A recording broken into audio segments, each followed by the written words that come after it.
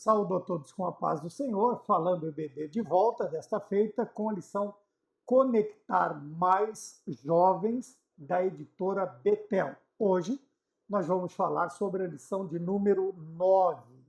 Tá bem? E esta lição ela traz por tema Abacuque, um profeta em busca de respostas.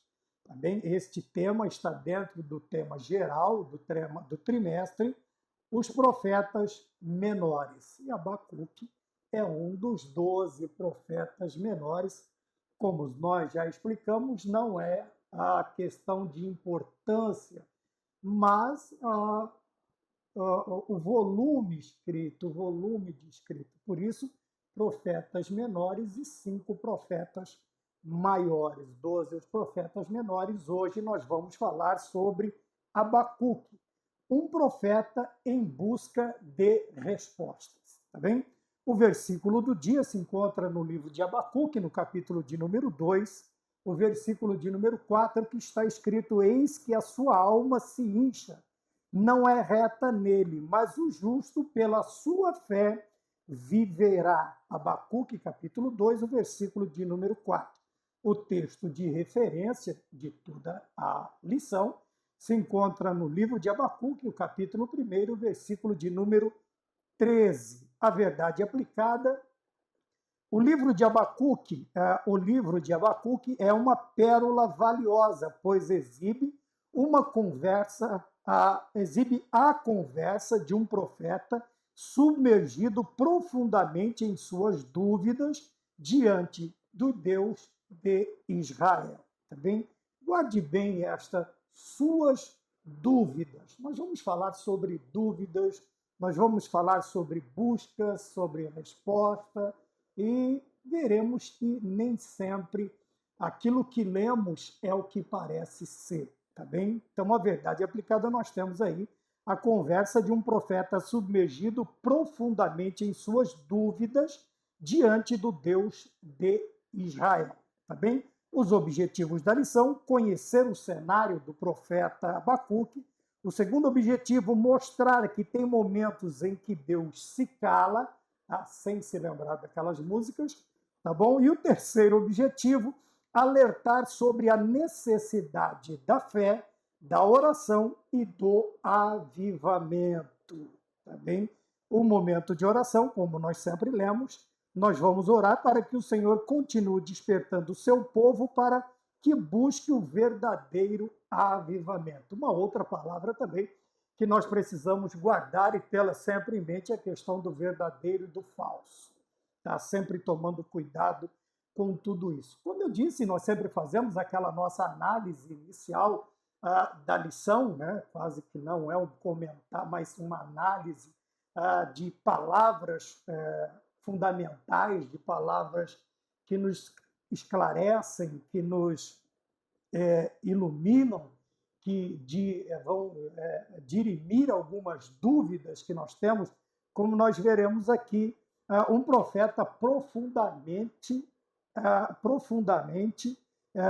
submergido profundamente em suas dúvidas. Quando nós falamos em dúvidas, nós falamos de alguém que não tem certeza. Toda vez que nós pensamos em dúvidas, nós falamos em dúvidas, nós trazemos à memória o ponto de exclamação, que é o ponto, que é a pontuação que precede, vamos dizer assim, que determina se a frase é uma pergunta ou não, o ponto de exclamação. Se há uma exclamação, há uma pergunta. Se há uma pergunta, há uma dúvida. E se há uma pergunta, como devemos fazê-la? Né? Se há uma questão a ser esclarecida. É o que nós estamos vendo aqui, Abacuque, um profeta em busca de respostas. Obviamente que quando olhamos para todo o contexto de Abacuque, para a situação em que ele vive, para todo o contexto que ele está inserido, nós vamos ver um profeta não duvidoso, mas um profeta, não poderíamos chamar de dúvida da forma como nós conhecemos, mas de um profeta que está tentando entender não o porquê, Mas o para quê? Veja, já começamos pensando assim, quando eu faço esta questão, por quê? Por quê? Quando eu uso esta frase, por quê? Eu estou duvidando. Agora, existe uma outra forma de eu buscar respostas, que é perguntando para quê. Quando eu digo para quê, eu estou perguntando assim, qual é a finalidade? Qual é o propósito? E isto me faz lembrar que tudo que Deus faz, independente se eu tenho consciência, se eu tenho entendimento ou não, eu me lembro que Deus tem propósitos. Então, a pergunta correta é para quê e não por quê. Quando o porquê ele traz dúvida. O para quê eu simplesmente quero entender o sentido, eu quero entender a finalidade, eu quero entender o propósito. Para que está acontecendo isto? Para que são todas estas coisas? Para que são todos os ais? São perguntas, são questionamentos que estão dentro da Bíblia, mas que não colocam em xeque, em dúvida, aquele que está operando, no caso, Deus. E eu estava lendo e me lembrando de Jeremias, né, do oleiro, que ele desce, que ele é convidado, ele é intimado a descer à casa do oleiro, e num determinado ponto, o oleiro, ele simplesmente diz assim, o barro pode perguntar para o oleiro, por que me fizestes assim? Veja, não pode. Mas se ele inverter esta ideia e dizer qual a finalidade, por qual finalidade, para qual finalidade, para qual propósito o Senhor Deus me fez desta maneira? Veja que muda todo o cenário, muda todo o contexto e fica até mais tranquilo de se entender, de se aprender e de se encontrar uma resposta. Então, quando nós falamos de um profeta em busca de resposta, não é um profeta que está duvidando de Deus. Apesar de estar numa situação como esteve Jeremias, nós vamos falar sobre isso, e outros profetas, na questão da prosperidade do ímpio e da aparente adversidade e também sofrimento do justo. Veja, sofrimento do justo. Quando eu digo por quê, eu estou falando para Deus por quê.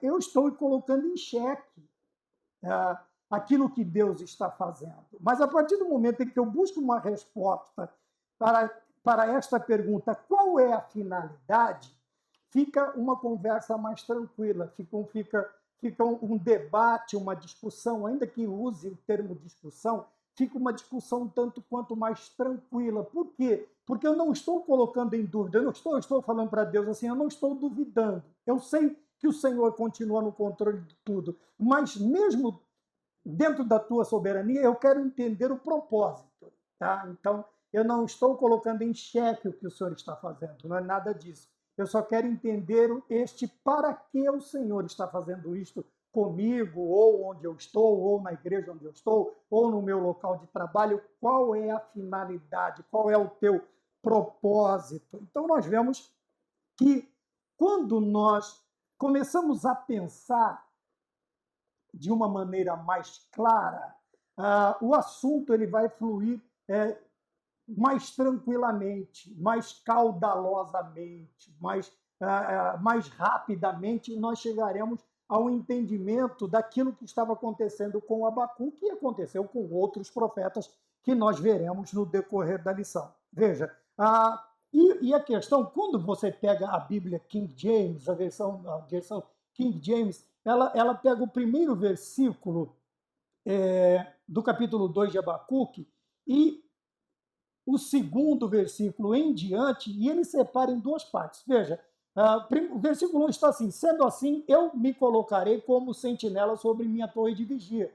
Tomarei posição sobre a muralha, aguardarei para ver o que o Senhor, ou o que Yahvé, está na versão, o que Yahvé, o Senhor, me dirá, e que resposta receberei aos meus questionamentos. Veja, aos meus paraquês. Tá? o porquê, quais as finalidades.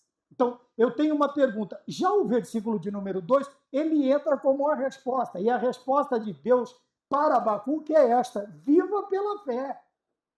Não há explicação, não vai haver, não vai se discorrer longamente o assunto. Deus não vai explicar os porquês. Talvez ele explique alguns propósitos, e talvez ele exponha os propósitos, ele exponha as finalidades, mas ele não vai explicar porquês. Veja, ele simplesmente, a resposta de Deus é assim, versículo 2, então Yahvé me respondeu e ordenou, escreve a visão com toda a clareza possível em grandes tábuas para que até os mensageiros que passem correndo a leia. Porquanto esta visão se cumprirá num tempo determinado no futuro. É uma visão que fala do fim e não falhará. Ainda que demore, aguarde-a, confiante, porque ela certamente virá e não se retardará. Escreve, pois, eis que o ímpio, já descobrimos aqui, do versículo 4, capítulo 2, quem a alma de quem está inchada? Quem é que está inchado aqui? Quem é que está inflado? Quem é que a jactância está inflando? Veja, o versículo 4, eis que o ímpio está cada vez mais arrogante. Suas vontades não visam o bem, mas o justo viverá pela sua fé. Então a resposta de Deus para Abacuque é esta: viva da fé, viva pela fé. Esta é a resposta de Deus. Vamos falar também, lá no capítulo 12 de Jeremias, que o Senhor Deus não vai explicar a situação para Jeremias quando ele começa a expor o mesmo problema, a prosperidade aparente do ímpio e a derrota aparente, vamos dizer assim, do justo. Tá bem? E vai falar isso também a Asaf, no Salmo de número 73. Nós teremos tudo isso na lição. Tá? Então, o que eu quero que nós entendamos é isto. Veja, submergido profundamente em suas dúvidas, mas não era uma dúvida que colocava Deus em xeque. Não era isso. Ele não estava colocando Deus contra a parede. Olha, Senhor, eu simplesmente não estou te entendendo. Não é isso. Ele está dizendo assim: eu entendo a sua soberania, vejo o que está acontecendo, eu sei que os ímpios, eu sei, mas qual é a sua finalidade? Qual é a lição que o Senhor quer me ensinar? Qual a lição que o Senhor quer nos ensinar? Né? O que é que o Senhor quer passar para nós? Tá bem? Então, e dentro dos objetivos da lição, nós temos outra coisa interessante, essa questão que eu sempre digo, que Deus ele não se obriga, ele não está obrigado a se explicar, ele não está obrigado a ter que responder tudo o que eu pergunto. Veja, tanto é que no objetivo de número 2 está escrito mostrar que tem momentos em que Deus se cala. Deus simplesmente se cala. E ele quer que nós, pela fé, vivamos, confiemos, acreditemos e vençamos pela fé. E o que é pela fé? Pelo firme fundamento das coisas que se espera e a prova das coisas que se não vê. Quer dizer, é aquela nossa característica de confiar cegamente. Alguns vão ignorar eu usar o termo confiar em Deus cegamente. Mas se existe uma pessoa que você pode confiar cegamente, esta pessoa é em Deus, em mais ninguém. Tanto é que o profeta também diz que maldito o homem que confia em outro homem e faz do braço de carne a sua força. Ele se escora em outro homem, ele confia, ele acredita em outro homem. Mas na questão de Deus, não. A questão de Deus, ele nos chama a crermos cegamente, piamente. Nós devemos acreditar, assim como ele fez com o pai da fé, Abraão, no capítulo 12 de Gênesis. Nós repetimos sempre isso. Porém, um dos objetivos é mostrar que Deus ele se cala. Ele não precisa responder, sabe? Ele já nos deu o projeto, ele já nos passou o que fazer, ele passou o croquis, ele passou o desenho, ele nos passou as medidas e nós simplesmente temos que fazê-lo, independente se há coerência com a nossa razão humana ou não. Se há coerência com os fatos acontecendo no momento ou não. Veja que construir uma arca era algo incoerente, inconcebível. Por quê? Porque não chovia tão forte, não existia aquele volume de águas que Noé agora está pregando. Isso nunca aconteceu. Obviamente que construir um barco já era uma ideia, um barco, uma canoa, um caiaque, já era uma ideia um tanto quanto fora de contexto. Agora imagine construir uma embarcação que venha a caber todos os animais em pares, né, de animais imundos, dos animais puros, 7 casais, 7 pares de cada um, mais Noé, sua esposa, seus filhos e suas noras. Era uma ideia ilógica, porque não chovia. Não chovia. E Deus simplesmente disse a Noé: você vai fazer, as medidas são essas, os materiais são esses, tá bom? As dimensões são estas, e você vai fazer. Tanto é que ele caiu no ridículo do povo, porque o que regava a terra era um sereno, né? Lá na capital a gente está acostumado, né? Tanto é que existe até música, chuva fininha, garoa. São Paulo, a capital, é conhecida como a cidade da garoa. Quer dizer, de vez em quando chove que inunda também. Mas, né, dentro da ideia de poética, a garoa é aquela chuva fininha, né? Fininha. Só molha, não faz lama, não faz poça d'água, não derruba, não destrói, mas ela só molha. Era esta a ideia. Então, muitas vezes, nós vamos nos deparar com situações em que elas fogem da razão, do normal. A arca era algo que fugia da razão, não tinha lógica. Uma embarcação com tamanho, volume, tão grande, não tinha lógica. Mas, quando Deus operou, viu-se a lógica, viu-se a finalidade. Por isso que, ao invés do porquê isto, para que isto? Porque vai chegar um dia, Noé, que vai chover 40 dias e 40 noites. Vocês vão ficar aí mais de ano dentro desta arca, até ela parar, até ela repousar sobre o monte e vocês conseguirem sair. Veja, finalidade e propósito, tá bom? Então, nem sempre a dúvida, a pergunta, vamos dizer assim, o buscar de uma resposta tem a ver com dúvida, a dúvida de eu não acreditar naquele ou naquilo que está sendo falado a mim ou naquele que está falando comigo. É completamente diferente. Então, nós vemos aqui um profeta profundamente submergido em suas dúvidas diante de Deus. Porém, essas dúvidas não estão colocando Deus em xeque, mas buscando um esclarecimento, né? um para quê de tudo aquilo, qual é a finalidade, qual é o propósito. Então, encerrando a questão aqui, Deus se cala e nós simplesmente fazemos a nossa parte, que é pôr em prática aquilo que nos foi ordenado por Deus. Trabalhando de que maneira? Veja, é o alerta do terceiro objetivo, que é fé, oração e avivamento. Fé, oração e avivamento. Fé. Por que a fé? Porque a fé é o que vai me mover, é o que vai me motivar, vai me levar adiante. A oração, ela vai me deixar em contato com Deus. E na oração, eu estarei ouvindo Deus falar comigo, passando para mim as diretrizes, os paraquês, as finalidades, os objetivos, as medidas, tudo aquilo que for necessário para fazer a obra. E o avivamento é que existem obras na vida, aleluia, existem obras na vida do cristão que elas não são feitas da noite para o dia, elas não são realizadas de uma hora para outra, elas levarão tempo. Veja, vamos voltar novamente à construção da arca, 120 anos. Existiam momentos em que Noé pode ter entristecido, enfraquecido, esmorecido, se irritado com a zombaria, com as brincadeiras, sabe? Teve hora que Deus falou: mas Senhor, já estou aqui há 50 anos e o céu continua sem nenhuma nuvem. E o Senhor disse que choveria. Para estes momentos, o avivamento. E o avivamento, ele vem da junção da fé e da oração. A fé me leva a orar, a oração. Eu ouço a voz de Deus, e quando eu ouço a voz de Deus, a minha alma, a minha vida, ela é avivada. A obra de Deus, ela é reavivada, reabastecida, rebustecida.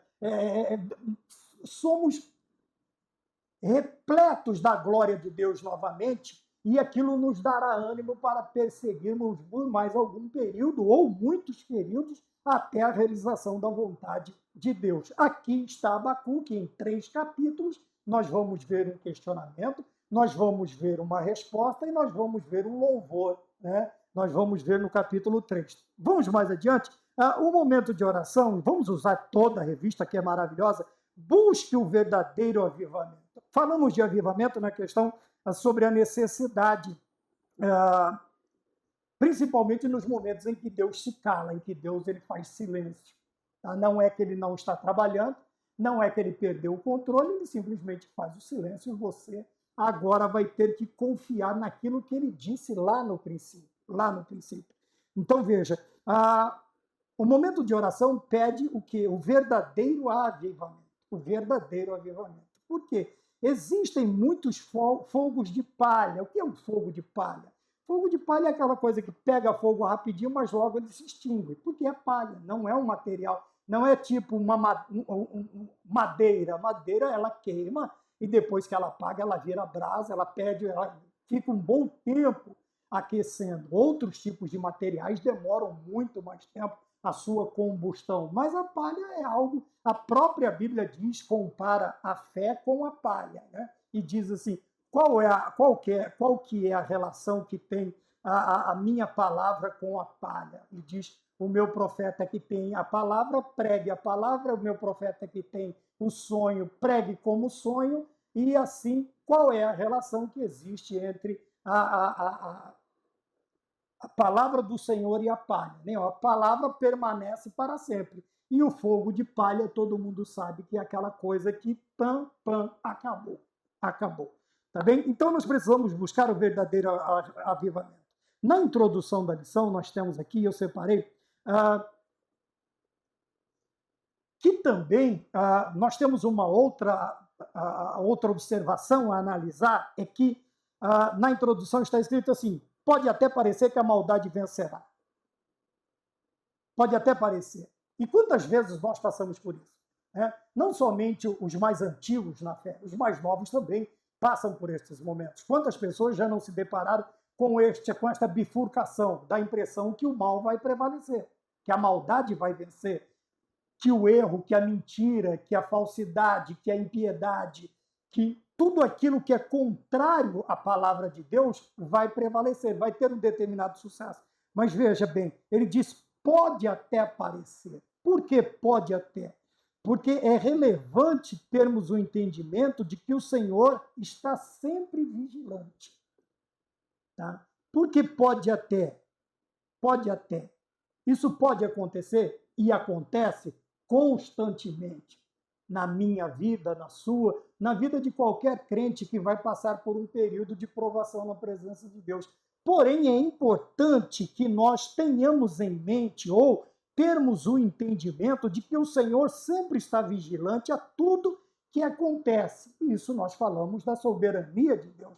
Nada foge do controle de Deus, ainda que muitas e muitas vezes nós pensemos que o Senhor, ou que a situação, ou que o ímpio, ou que a maldade vai vencer, nós temos que ter um entendimento, é importante, é relevante ter este entendimento de que tudo está sob o controle de Deus. Tá bem?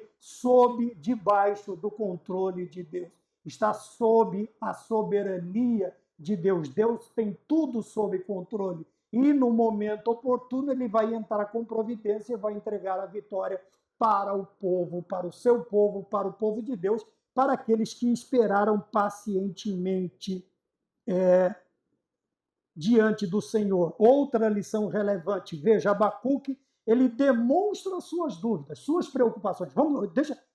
Me perdoa, deixa eu mudar aqui. Abacuque demonstra suas preocupações diante de Deus. Porém, ele não se queixa. Ele não se queixa de Deus. Ele não está reclamando de Deus. Ele não está colocando em dúvida, como eu disse lá no princípio, mas ele demonstra suas preocupações diante de Deus. Tá? Aqui na lição está a dúvida. Eu, abusadamente, ousadamente, eu coloquei preocupações. porque às vezes nós não temos, mas temos muitas preocupações, estamos preocupados, atarefados, estamos tal qual Maria, atarefados com muitas coisas, e temos que levá-las aos pés do Senhor. Veja, ele coloca as suas dúvidas diante de Deus, mas ele não se queixa de Deus. Ele não se queixa de Deus, ele se queixa a Deus. Ele leva para Deus suas dúvidas, suas preocupações. Ele não coloca em dúvida, ele não se queixa de Deus.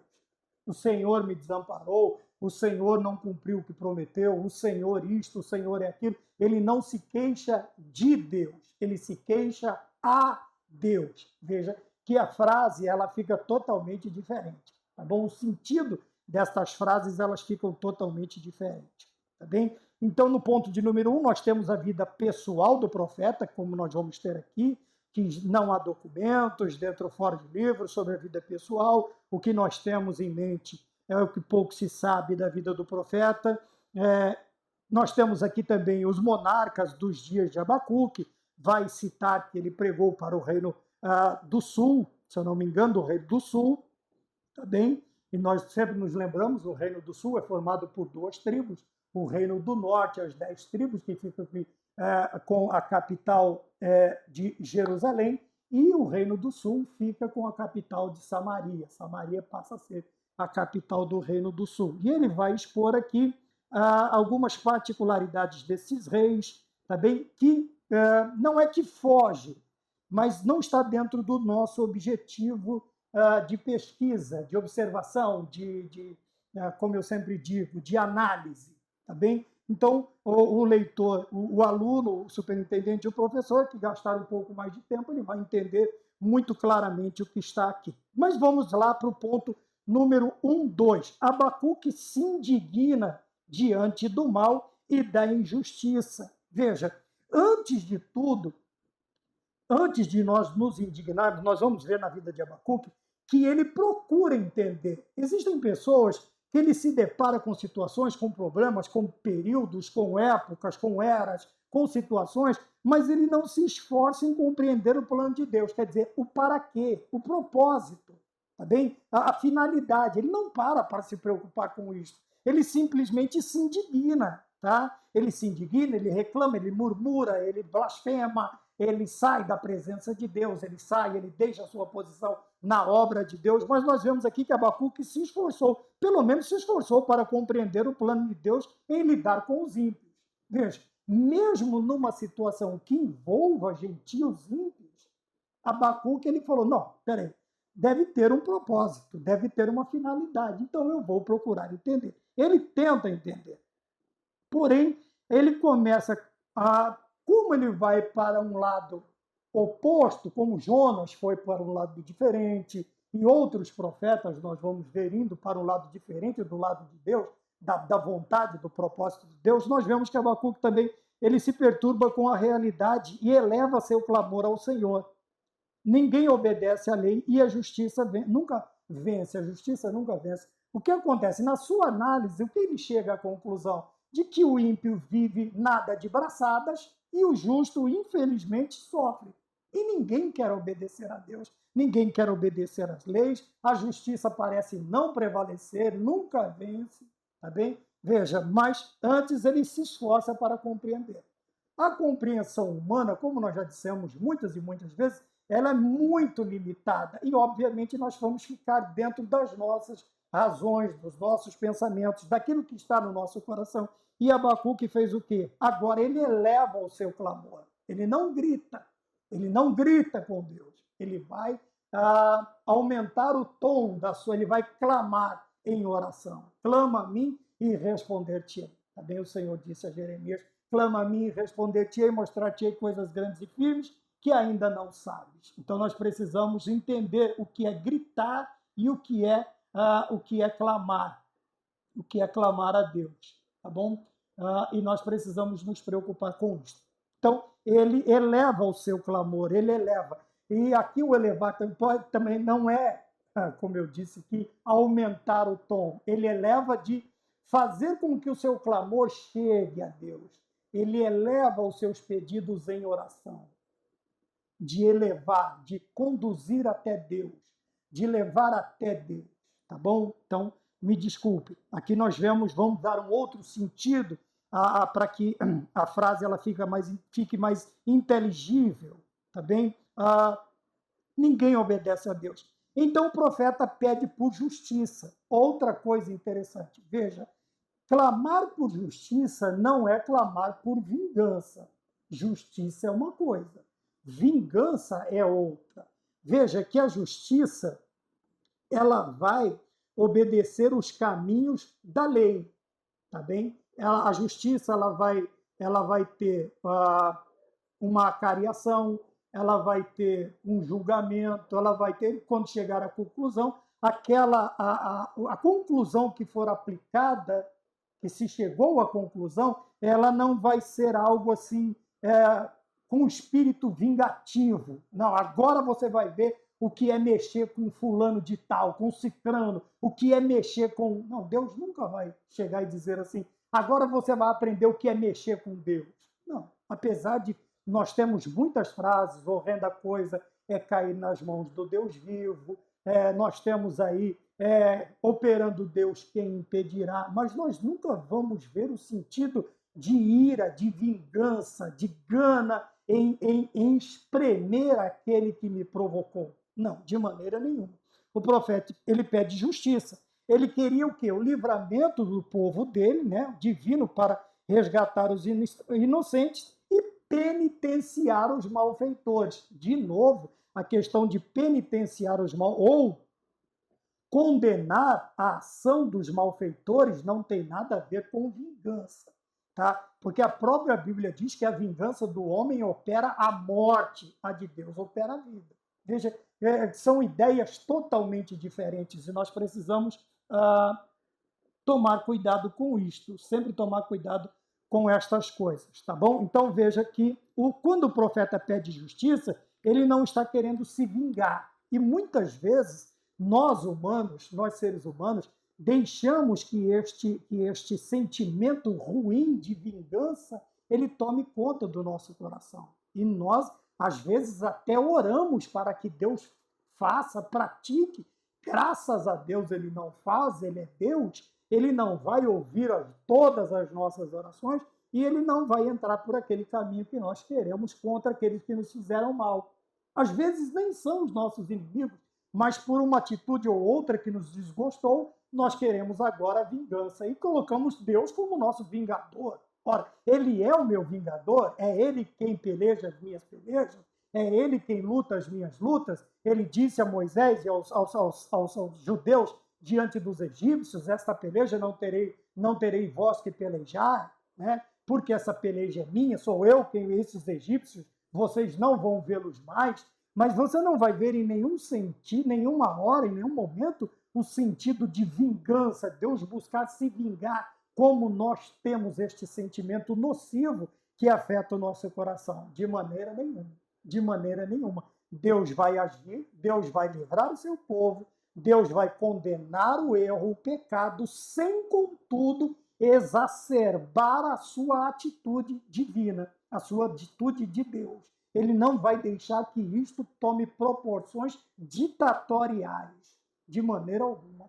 Deus não vai fazer isto. Porém, é óbvio que o ímpio não ficará sem a sua condenação e nem o justo também não ficará sem a sua bênção. Tá bem? Mas tudo dentro do padrão divino, dos padrões divinos. 2. Abacuque evidencia o silêncio de Deus. Nós falamos sobre isso no início, sobre o silêncio de Deus. Tá? Tem momentos, nós vimos aqui que tem momentos que Deus se cala. De novo, eu vou dizer, sem lembrar daquela música, mas existem momentos que Deus vai ficar calado. Nós vamos ver sobre isso aqui. Tá? Eu separei algumas primeiro no livro de Jó, Reis Jó, capítulo de número 4, eu gosto, me foi lida esta passagem lá na cidade de Mauá, há mais de uns 30 anos ou mais. Um irmão usado com o dom de profecias, ele falou comigo, Deus falou comigo dentro deste, e eu me lembro sempre desta passagem e do significado e do ensinamento que ela nos traz. Mas veja, Abacuque evidencia o silêncio de Deus. Diante da malícia do seu, a exploração sem precedentes dos ricos sobre os pobres e a corrupção dos líderes religiosos causaram uma inquietação no profeta. Isto levou a clamar diante do silêncio de Deus. Então, ele está vendo tudo isto acontecer. Ele está vendo. E aparentemente Deus não está fazendo nada. Aparentemente Deus não está fazendo nada. E isto faz com que ele levante um clamor diante de Deus. Mas não um clamor, mas porque ele achava que Deus estava em silêncio, que Deus não estava ligando, que Deus não estava dando a devida importância à situação que estava acontecendo. O único problema é que existe o tempo de Deus, a forma de Deus agir, tá bem? O quando Deus agir, o tempo de Deus. E Deus vai agir segundo a sua vontade e não a nossa. E nós precisamos nos preocupar com isto, tá bem? Ponto 2.1, Abacuque questiona Deus. Abacuque, o profeta, ele não conseguia entender como um Deus reto poderia tolerar os traidores maus. De novo, nós vamos entender, voltar à questão de que nós não entendemos a finalidade de Deus, as finalidades, os porquês, não os porquês, os praquês que Deus opera, sabe, os propósitos de Deus. E Abacuque não entende como um Deus de retidão pode tolerar traidores maus. Mas por que nós não entendemos? Porque tudo que nós analisamos dentro de um contexto humano. No nosso dicionário humano, mental, nós vamos julgar, entender, decifrar, tentar chegar a conclusões, mas dentro do nosso entendimento, que é limitadíssimo, porque somos seres humanos, tá bem? Então, ele não entende como Deus consegue fazer isso. Então, agora, ele questiona Deus por ficar calado em ver o ímpio devorar aquele que é mais justo do que ele.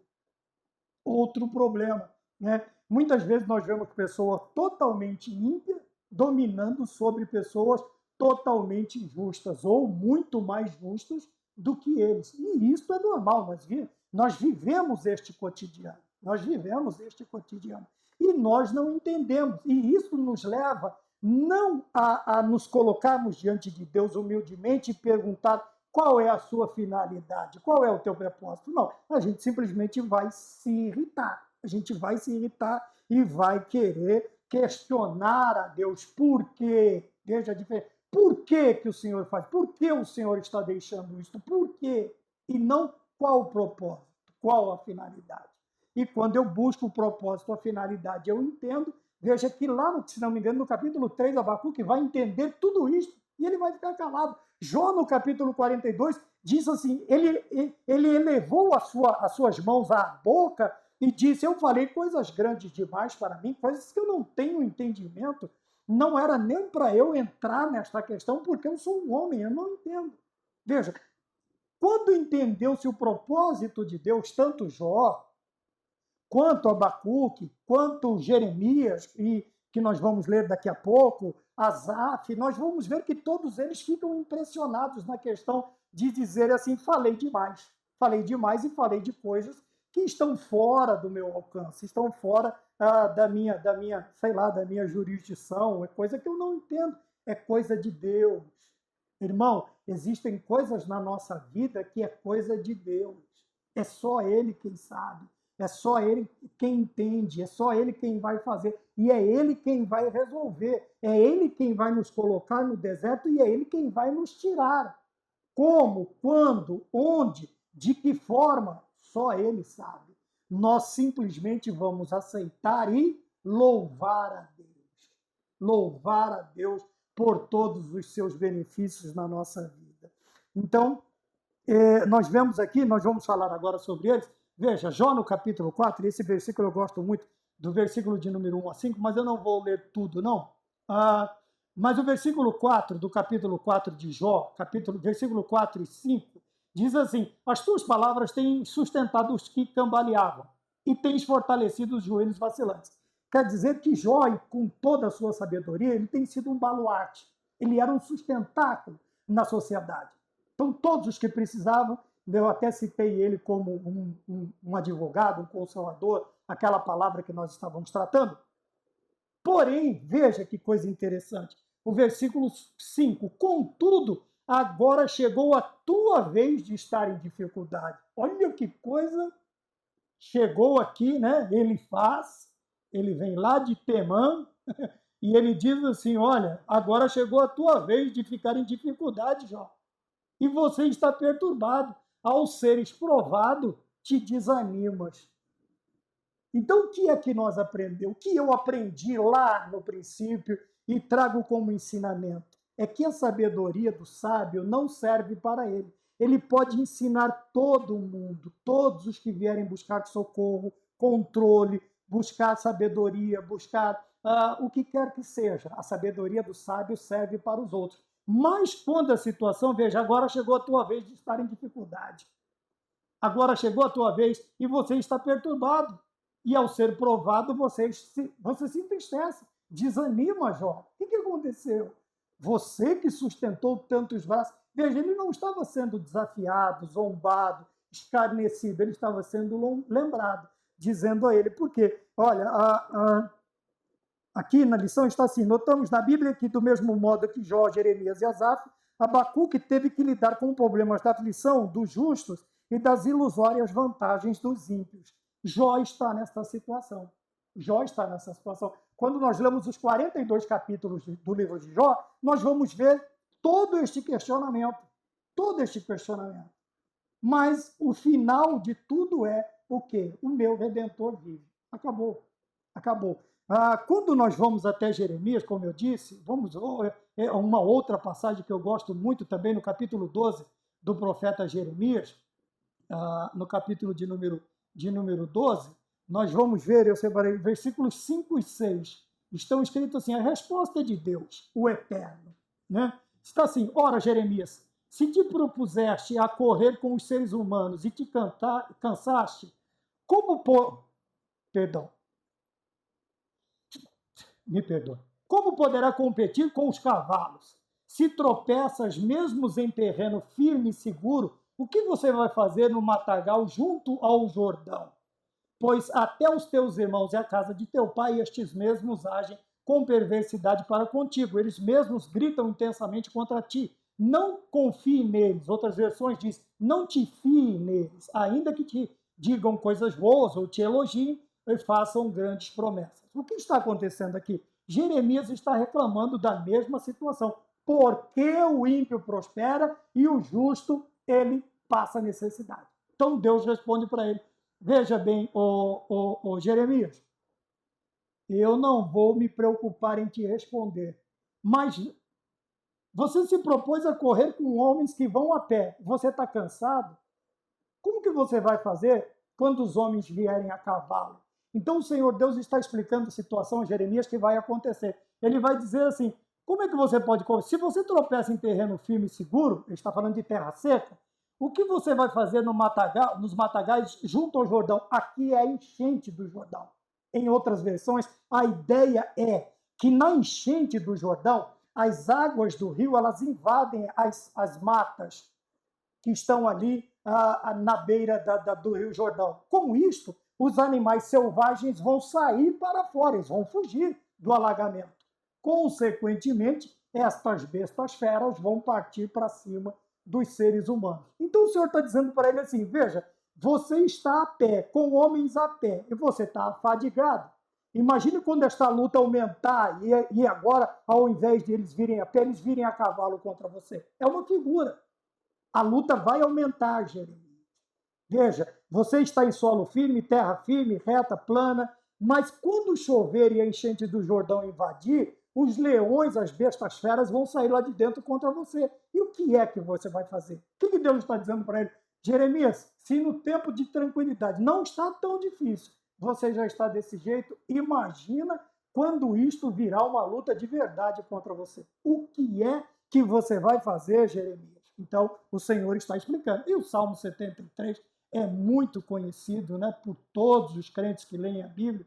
Quando a gente fala do Salmo de número 73, o Salmo de Asaf, quando ele vai falar sobre a prosperidade dos ímpios, Deus é bom para com Israel, quanto a mim, os meus pés quase tropeçaram, por pouco não escorreguei, porquanto eu acumulava inveja dos arrogantes ao ver a prosperidade destes ímpios.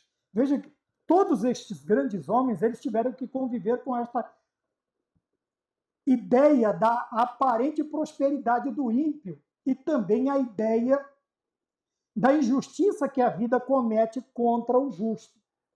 Porém, ao analisarem, ao conversarem com Deus, ao buscarem propósitos, ao buscarem as finalidades, eles chegam à conclusão e vão se calar e vão tocar o barco adiante, tá bem? Então nós falamos aqui sobre Abacuque questiona Deus, nós vimos que Abacuque questionou Jó, questionou Jeremias, questionou Asaf, questionou muitos personagens, muitos vultos bíblicos, eles questionaram a Deus, tá bem? Porém, os seus questionamentos, suas dúvidas, elas foram até o momento em que o Senhor expôs o seu plano, o seu planejamento, a sua finalidade, o seu propósito naquilo que ele está fazendo.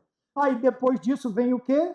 Vem a glorificação do nome de Deus. Então, Deus responde ao profeta, a resposta de Deus, entretanto, encheu a alma de apreensão. Deus mandou que o profeta anotasse em tábuas a visão que lhe daria, para que todo o povo fosse avisado sobre o juízo que enfrentaria. Então, veja, não houve uma resposta. Disse para ele assim, vamos continuar trabalhando. Vai lá, pega uma tábua, pega, sei lá, uma caneta, um ponteiro, e você vai escrever em letras grandes. Mas e a resposta? Não vou te responder agora. Continua fazendo. Tu, porém, vai até o fim. Daniel questionou, e aí, Senhor? Aí ele falou assim, sela o livro, porque não é para agora. Tu, porém, vai até o fim. Quer dizer, vai até o fim dos seus dias, né? Porque Daniel, ele fica em Babilônia, ele não sai, ele morre ali. Também ele fica os 70 anos do cativeiro naquela região, Daniel está lá dentro. Mas a resposta de Deus para Daniel é, tu, porém, vai até o fim. E é o que Deus fala para nós. A resposta de Deus para nós é esta. Viva pela fé. Viva pela fé. Vá até ao fim. Não questione, não murmure, não duvide, não pergunte. Somente glorifique e vá até o fim, porque no fim dos teus dias o Senhor vai esclarecer.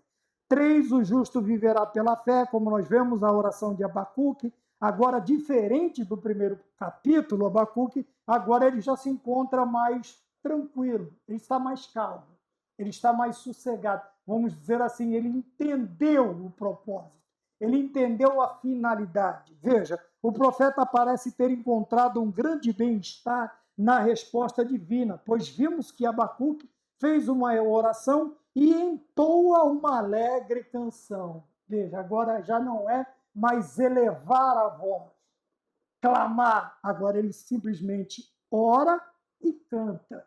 Por quê? Chegou o tempo de refrigério com a resposta de Deus.